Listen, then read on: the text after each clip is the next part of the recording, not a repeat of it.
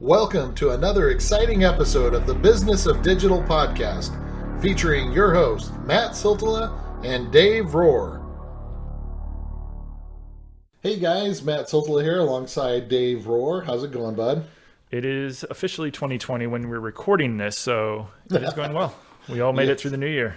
Yes, we all survived, and some of us are a little bit. Actually, you guys have had fairly warm weather from what I've seen in the Chicagoland area.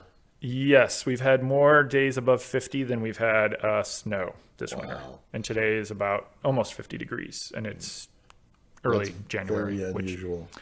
I will not complain about it this time because we'll probably get 5 feet of snow between now and the end of winter. Oh, yucky. Well, in Phoenix. Yes. Well, let's go ahead and jump into it. We're excited to bring you another one of these episodes, guys.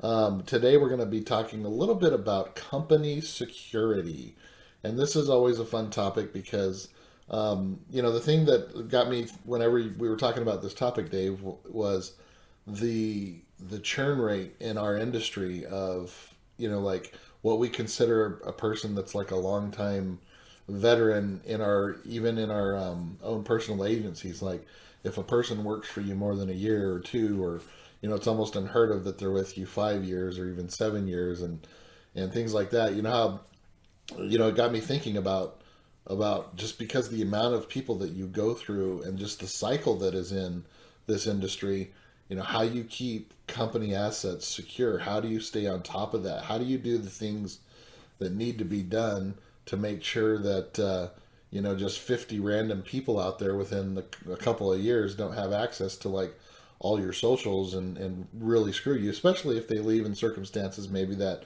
they themselves didn't find, that appealing, if that makes sense. No, it does. You said socials, by the way. I find that amusing for some. I don't know why. Well, old school. Yeah, and this Boomer. idea, I don't think we've talked about it. Maybe we've mentioned it before, but I know we've mentioned about like churn and stuff. The usual, I think it's a year and a half or so is for marketing. I knew it was something like that. Like not very much. Every year or every 2 years, there's some stat that comes out, and we've been doing it for 3 years, so I'm probably using an older stat, but I think it tends to be around for someone in a marketing agency. Oh, you're right. I believe we were talking about this because we were talking about how the ninjas, how Jim Boykin seems to. Yeah, he doesn't have to worry about this problem too often. Yeah, it's crazy. Anyway. And even the CMO and other people, but then there's also been stories, and we won't get into it because I'm sure we've covered it before as well, but also you can just go, see Melissa or Simon speak at like one of the pub cons or any of the conferences they talk about where they talk about social media oopses. And sometimes sometimes some of their mentions are from employees, but sometimes they're also from former employees that still have access to your Facebook or Twitter or your Google Search Console, and they decide to, log into Yelp maybe and say that your location is closed. And if they have that login information, especially like on Twitter or even Yelp, like you mentioned, it's very easy for them to go in, change things, and make it almost nearly impossible for you to get access to that back, depending on how they could change the password they want to be. Yeah, I mean, they can change that, emails that are sent to, notifications, like they can make it nearly impossible for you to get that back without having to jump through a million hoops from the companies themselves, which don't make it easy, mind you. No, they don't. And they could easily go in, log into Twitter or Facebook or anything, change the email that's on the account. And if you don't have, even if you have double, two level off, 2A, and their phone number, or it still goes to them in some ways, they could still get it. Or if you don't have it turned on because you have so many people, or if they have access to like a Buffer or Hootsuite or something like that, they could still go in and post stuff. Yeah. And if they have access to all those different tools, they can either do damage, compromise your IP. If you're an agency, they could compromise your trust with clients and your IP. And do who knows what, or go through. Think about how quickly stuff goes, viral. I hate using the word, but like viral. Like there's a reason that the word's used, but like something could blow up in a day and almost ruin you before you even have an idea of what happened. You know what I mean? Like it Yep. just can happen so quick that it's just anyway. You know what I'm saying? And I think the percentage of people that do this type of thing is probably less than 1%. You and If I, we that. might get pissed off at someone, but we're not gonna go and destroy something like this. Like there's a difference. So what you're saying is totally right. But I mean, there's still going to be legal ramifications in some oh yeah, cases, and people probably know that, and some of them don't care, or they just, you know, they just go in and log in, and more of a nuisance than a legal or large problem, like going in and telling your Yelp to close, yeah. going into your Google My Business and saying, oh no, we changed our hours, or posting something off topic or off color, or answering questions incorrectly Well, you know, with the Q&A. I read this morning, and it's I mean kind of related, but not, but in the same sense of the legal what you're talking about here. That it's interesting and just drives more of the point of this kind of stuff's going to be taken more serious as the years roll on. I believe. In fact, it's one of the things that we predicted in just last year. But more legal stuff happening. But I just read this morning about, if you remember that GoFundMe campaign where the two young married couple, they got the $20 of gas or from the veteran. Supposedly it was his last $20, and anyway, they're prosecuting him. And I read something like 25 federal charges or something like that, with like Oh wow. wiretap or money wire laundering, fraud. Like anyway, it was insane. Like I can't remember. I'll see if I can find the article and send it to you. You can include it in the write up. But it just got me thinking about that when you were talking about this. That like this is the kind of stuff, like it's, you may think, okay, well I'm just going to go and delete this page or tell them it's closed and ha ha ha, screw them. But like, be careful, because there could be some serious legal ramifications coming your way coming soon. You know what I mean? If you, yeah, for those that decide to, screw with your company or former company or clients. Yeah. So So it it's could not be like we're trying to interesting. give people ideas of what to do. No. I'm sure they have plenty on their own. Yes, true. And what spurred this most recently was a couple things, but one of them was a couple weeks ago, Dennis Yu actually, and we'll have a link to his LinkedIn post, posted a really in-depth, and it's very specific to them, a deboarding process checklist. And I think once companies get to a certain size, their IT typically has their own checklists. And if you don't have an IT department, you probably don't have this type of checklist. But it's, questions that go to, if it's a marketing person or a salesperson, it's like, okay, who's their direct boss? Who should I forward their email to? Just so that we capture stuff. What is the processes internally for taking away their access to like Salesforce or Moz or search metrics or, whatever tools we use for SEMrush, Ahrefs, Majestic, whatever. Do they have access to Google Webmaster Tools, analytics? Do they have access to different things like, whatever tools you use on your marketing team, sales team, customer service, and so on? What tools do they use, and what tools or access at the business level do they have access? Like, do they have privileges on? Even I think of several, like in our own organization with access to financials and stuff. And I mean, you want to keep some of that stuff private, and it'd be very easy for them to get ticked off at you and make that stuff not so private. And so I mean, you got to think of every aspect of it. It's not just like just the what we were talking about with going and embarrassing you on Twitter or something. It's like it's all of it that we want you guys to be thinking about. Yeah, I mean, do they have admin access to your WordPress and CMS? Yeah. Were they the one? Was their email address before you delete it being used for certain logins? One of the companies I work with, someone left. Was it a year ago or 2 years ago? Their email address was the one that was on the marketing tool that we used. Oh, geez. So we like internally, they don't delete it; they just updated it. But as they were doing updates and stuff, I pointed it out and they were like, oh, yeah, we should probably change that. So changed the password, changed all that stuff. But how often, if you have freelancers or consultants or agencies, how often do you change your passwords? I look at it like, doing those audits like you do every once in a while on all your Hulu, Netflix, Amazon, or whatever. How many devices are logged in? Well, I'm going to deauthorize all these, and because I don't recognize that one anymore, I don't recognize that one anymore. It just kind of, you do that kind of stuff with your personal stuff. I don't know why you wouldn't take some of these. Sometimes. Well, you should, but I don't know why you don't take these steps. Especially with your company.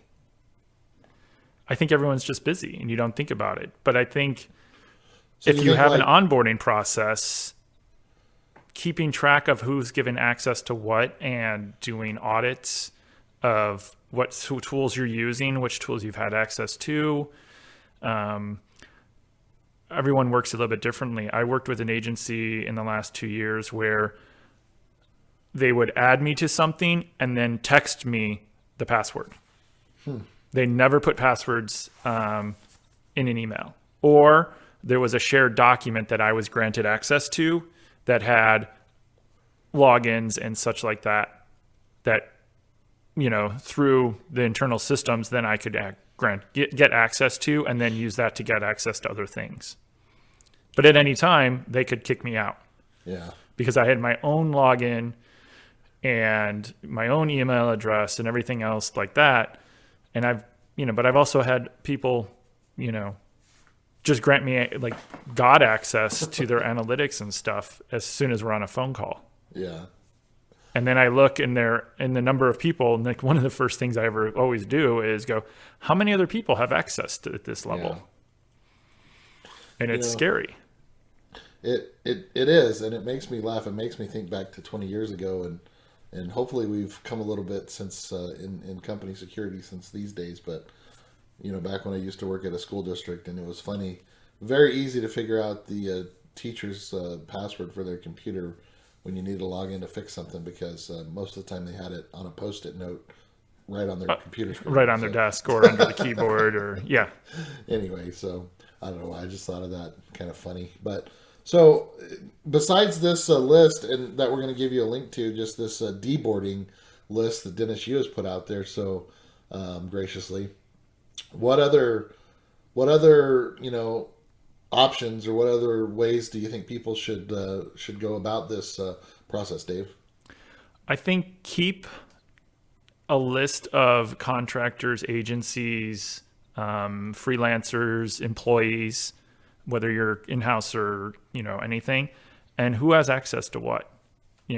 Every tool, give it its own little column and keep track of who has access and who needs access and what level. And the other thing I would suggest is, for a lot of things, use not a specific email address for a person, but create like a marketing or sales at domain. Right. Or an additional third party kind of like, internal company, blah, blah, blah, blah, blah, at gmail.com. Right. That only super senior people have access to, and that is the only one that has the highest level access. Everyone else is assigned. So if your director of digital leaves, someone above them or the team would have access, or very specific people would have access to that one. But then again, you also have to keep track of who has access to that one.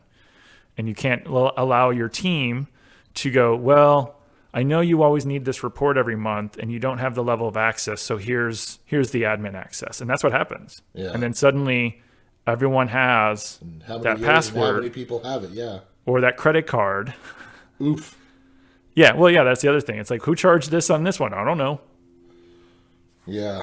It seems like every year we're doing some sort of an audit like that as well, where, where are all these charges and what are these for, and do we still use these? And I had to fill out all sorts of paperwork the last in-house place I worked. If I needed the credit card, I had to submit and document what it was going to be for and have approval. Like I would have to fill it out Like even if it was just for, a software thing and it was like a one-time $49 or $27 charge, I would have to know that it was going to cost that, write it down, who it was for, the date, go and get it signed, and then I could go and get the credit card from someone. Wow. Yeah. A lot of And that hoops. was a 200 to 300 person company, and there was 10 or so of us on the marketing team. Wow. And to use a credit card like that, I would have to go and get approval, Wow. which makes it a pain, but it also controlled who had access to the card, and they knew every charge. They could then go back to it and say, okay, we gave the card to so-and-so. Where did this one come from? Right. And then you're talking legal problems because you're basically stealing. Yeah. Well, that's interesting. So, any final thoughts, I guess, in regarding to, back to just what, what we talked about with security in general, or the social channels, or just your financial channels, or whatever. Any final thoughts on this, Dave? I think have an onboarding process for each team. Even if you're a small company, just say, okay, we have access to these 4 tools. This is the master account, and then delegate, whether it's your WordPress or Squarespace or Shopify or whatever your CMS is, delegate and then know who has access and keep track. Like, if you work with a freelancer, what are they given access to? How long do they need it for? Do they need forever? Is it a tool that's always connected? A lot of times I also log into Google Search Console and I'll see people that have access or granted access to tools. Like you can look at that in your Google account. Yeah. Or take a look at your Twitter or Facebook where you can grant apps access. That I do from time to time because for the business of digital or, my own personal one, I'm always trying different tools. Yeah. And some of them are like, oh, we need access to your Google Search Console, or we need access to your Twitter account so that we can, compare you to 5 other people. Okay. And then, you do it once and then you never go back. And then 3 months later, I somehow end up on that thing and I'm like, what the blank are all these things? I'm like, oh yeah, I tried this once, 6 months ago. I should probably uninstall that. Yeah. So just do a quarterly audit of stuff like that. But I think having an onboarding and deboarding process and checklist will help alleviate a lot of possible problems. Very good. But you have to do it.